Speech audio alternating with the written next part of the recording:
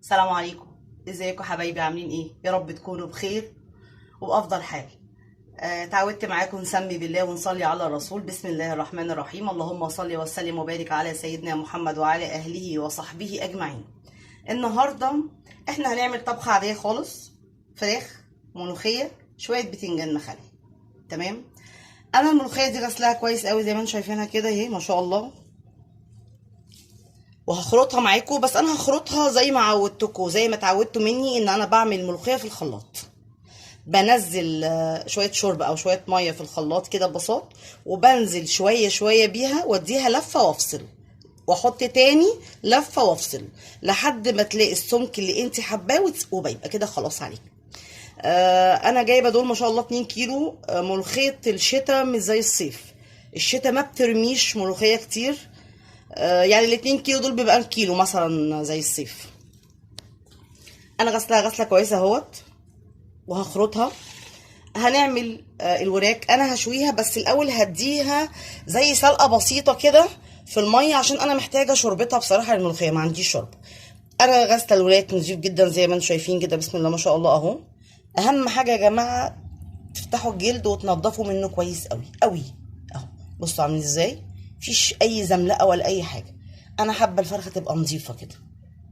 انا مولعه على الميه بتاعتها مجهزاها، وحاطه لها شويه بصلايه، وحاطه لها طماطمتين. انا بحط زي ما اتعودتوا معايا الطماطم والبصل سلام، عشان اخد شوربتهم واطلعهم ارميهم. ادي البتنجان انا مجهزاه اهو، ان شاء الله صابح انا جايباه النهارده. انا بغسله غسله كويسه جدا، بقطعه كده معاكم. انا بس برضه هوريكم اهو. وبعد كده انا بقسمه نصين كده. انا بعمل البتنجان كده، انا اولادي بيحبوه كده وخصوصا الصغير. بيفضل ان هو كده، قال يعني اشتراه من محل يعني. تمام. فكام واحده هوريكم. انا بغسله كويس قوي اهو، واقطعه كده، واشقها 2 اهي. تمام. انا بغسله قبل ما بقطعه، لازم تغسليه قبل ما تقطعيه علشان ما يشربش ميه. يعني لو قطعتيه الاول وغسلتيه يشرب ميه من هنا ويقعد يطرطش في الزيت، وبصراحه بيضايق الواحده يعني، مش هتستحملي طرطشه الزيت يعني اهو.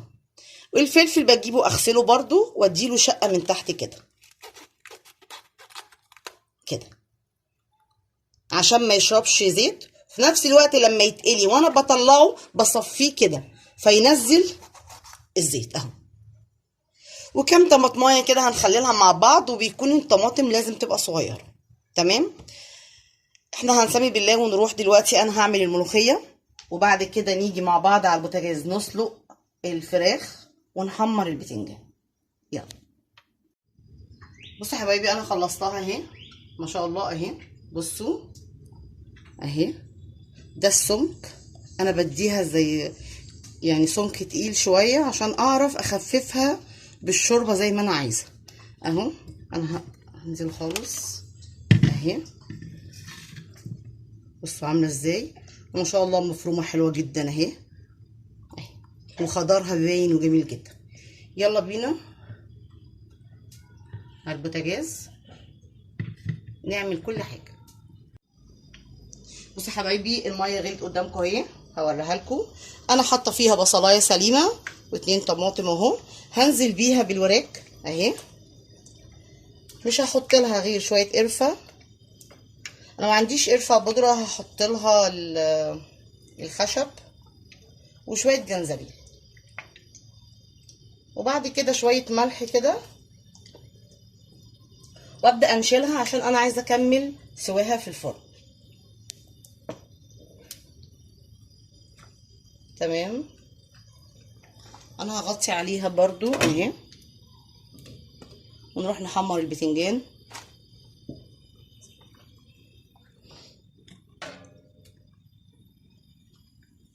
اهو. بسم الله. انا بحط الاول على وش كده اهو، هحمر كله ونرجع نعمل الملوخيه ونشوف الفراخ. بصوا يا حبايبي اهي الفراخ تمام. انا خدت منها شويه شوربه دلوقتي اهيت، وهطفي عليها واطلعها عشان احطها في الفرن. انا خدت شوربه بالويم كده قليل مش كتير، لان بعد كده هنزل الملوخيه وهشوف هتحتاج قد ايه. بس الاول انا هحط لها مكعبين ماجي. تمام. انا حاطه لها شويه ملح، شويه فلفل، شويه كزبره في الشوربه بتاعتها بعد ما خدتها من الفراخ. تمام. ادي الملوخيه اللي خلطناها هننزلها مع بعض اهي. بسم الله الرحمن الرحيم اهي. انا لسه دلوقتي ما اعرفش هي هتحتاج قد ايه. تمام. انا هنزل اهو معاكم، همشي معاكم بخطوات الملوخيه واحده واحده، لاني طبعا هي دي اكلتنا يعني. تمام اهي. هبدا اقلب واشوف اهي. بسم الله الرحمن الرحيم. انا حطيت شوربه قليله على اساس ان لو احتجت هاخد من الشوربه وانزل على الملوخيه بيها. انا كده قلبتها. انا شايفه ان هي ممكن احط لها كبشه واحده بس ملوخيه. تمام.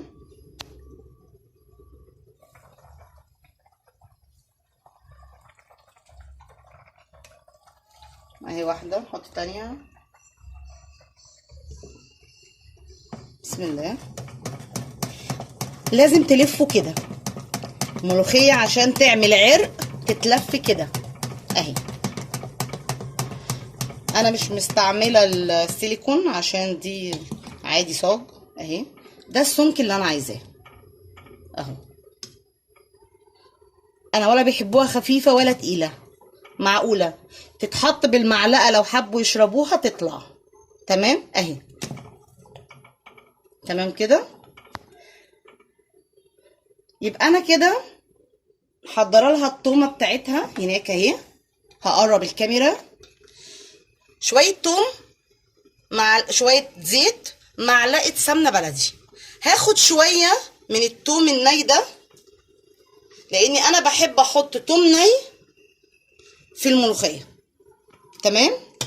والله يا جماعه بيبقى طعمها حلو قوي.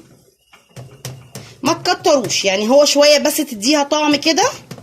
ولفوا برضو تاني. بصوا عرق الملوخيه، مع اني انا ضرباه في الخلاط بس عرقها اهو اكني خرطاها بالظبط. مش هشيل طبعا لان العرق مش كتير اهو. انا مولعه عليها موطيه، هعلي عليها. اول ما تبدا تشد وهتطلع عشان تغلي انا هركنها ورا وهجيب التوم قدام. تمام اهو.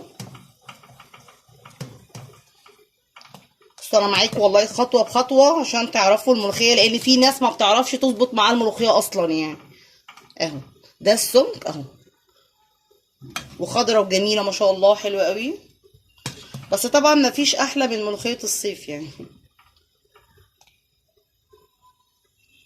انا هسيبها هي تشد مع نفسها. انا هنقلها ورا واجيب الطاسه قدام عشان نحمر مع بعض التومه اهو يا حبايبي. مادام دخلت على تحمير كده هحط لها شويه كزبره. تمام. هقلب اهي. انا طفيت على الملوخيه. بسم الله.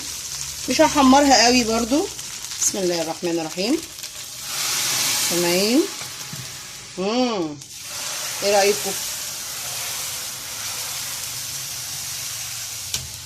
ادي الملوخيه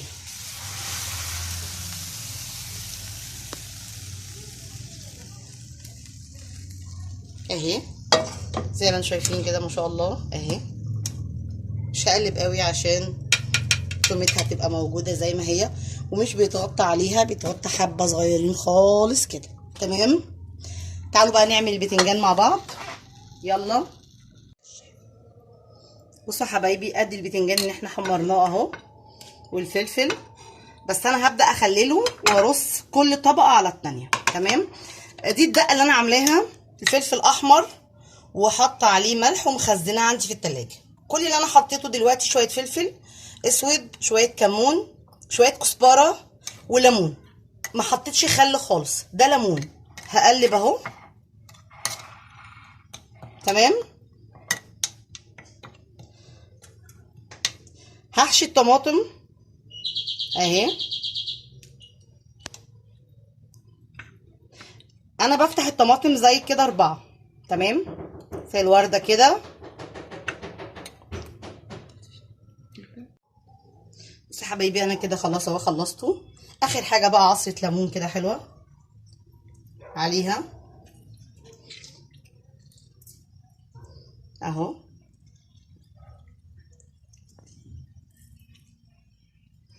بصوا الليمون بصراحة هو اللي هيخلي البتنجان طعمه حلو اهو يا حبايبي. والحمد لله خلصنا.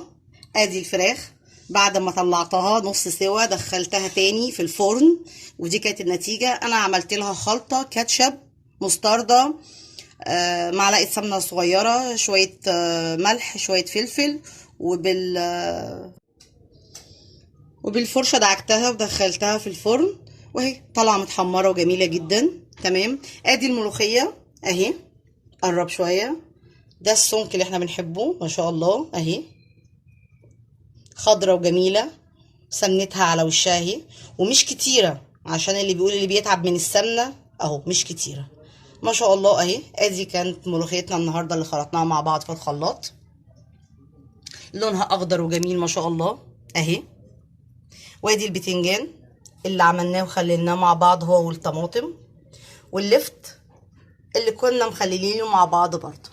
وده كان غدانا النهارده، وتفضلوا معانا ويا رب اكون عجبتكم وتستفادوا مني. وما تنسوش تفعلوا لي الجرس وتشتركوا في القناه، وما تنسوش تدعوا لي دعوه من قلبكم. واشوفكم بألف خير، والسلام عليكم ورحمه الله وبركاته.